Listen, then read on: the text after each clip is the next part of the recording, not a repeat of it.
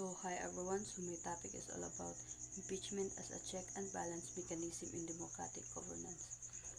This presentation explains how impeachment in the Philippines serve as a check on power, ensuring accountability and preventing abuse by high-ranking officials. It also highlights impeachment as a democratic safeguard against corruption and misconduct. Understanding impeachment in the Philippines. The power of impeachment comes from Article 11 of the 1987 Constitution of the Philippines. This means the law allows the removal of high officials if they commit serious offense. Grounds for impeachment. First is culpable violation of the Constitution when a leader knowingly disobeyed the Constitution. Example, a president refused to follow Supreme Court rulings. Second is treason, bribery, betraying the country or accepting money in exchange for favors. Example, a government official leaks national secrets to an enemy country. Third is graft and corruption, using public office for personal gain. Example, a judge accepts money to favor one side in a court case. Fourth is betrayal of public trust.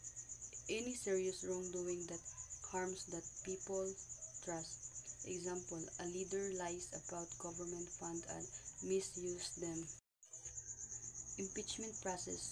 First is initiated by the House of Representatives. Members of Congress file a complaint. Second is tried by the Senate. Senators act as judge to decide if the accused is guilty. Third is two-thirds Senate vote needed for conviction. At least 2/3 or 16 out of 24 senators must agree to remove the officials. Key players in the process. First is House of Representatives. Initiate impeachment. Start the impeachment process by filing charges. Example, the U.S. House impeached President Donald Trump in 2019. Second is Senate. Tries all cases, conduct the trial and decides on conviction. Example, the Philippines Senate convicted Chief Justice Renato Corona in 2012. Third is Supreme Court. Presidential trials. The Chief Justice oversees the presidential impeachment trials.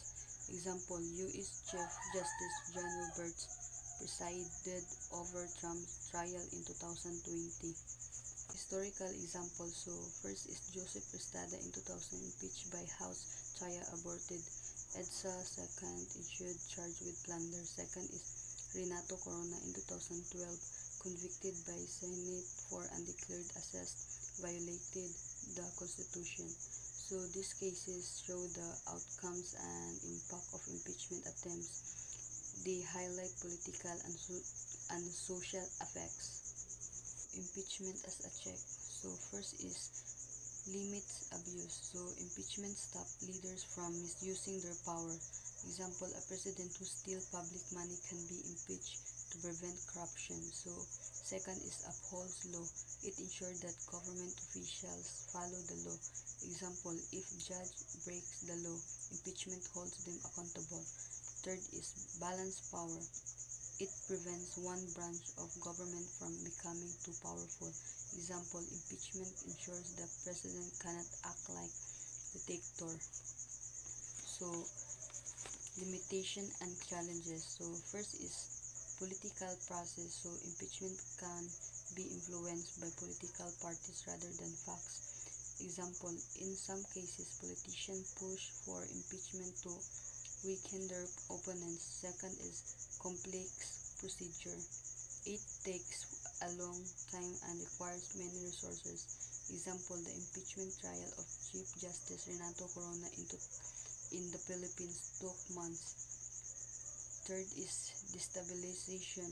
It can cause division and uncertainty in the country. Example, the impeachment of President Dilma Rousseff in Brazil led to protests and political unrest. Impeachment is critical for accountability, though imperfect. Effectiveness depends on integrity and adherence to principles.